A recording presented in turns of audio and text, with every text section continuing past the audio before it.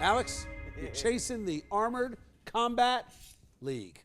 What do you got? Bill, prepare for combat.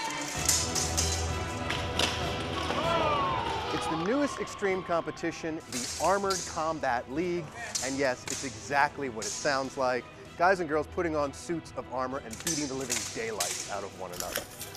Armored Combat League is a full force, full contact, MMA style fighting, but in armor and you're using weapons. Real steel weapons, full force, full contact. Andre started the league in the US 4 years ago, and today about 250 people from across the country take part in chapters throughout the nation, 2 of which are in our area, the Philadelphia Rhinos and the New York City Sentinels. Philly Rhinos? The Philly Rhinos.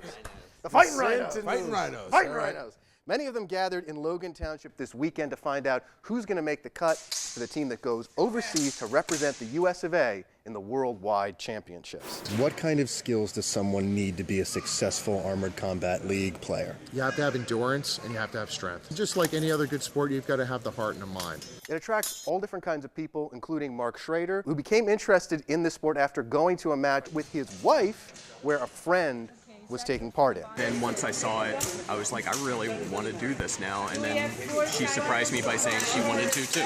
Mark and the rest of the guys started off with some one-on-one fights, then went to 3-on-3 and 5-on-5 with a larger melee 16-on-16 group. That's a lot of punching, kicking, moving, throwing, bashing. It's really like watching an MMA match with people who have weapons and are in armor. No, he's got his other hand. The swords are blunted, but you can get hit from contact and things can slip in between the chinks of your armor. A lot of people get injuries, they say, on their hands because your instinct is to block, and sometimes you can get it because of that. So I decided I was going to try it myself.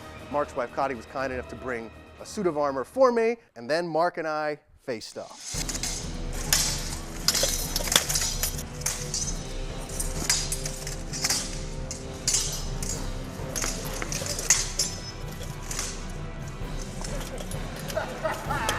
It's tough, it's physical, and it is, no question about it, a sport. These guys are going to go at it and they're going to help each other up. They're going to smile at each other, and tonight they're going to have a beer with them and a slice of pizza. It just doesn't get any better.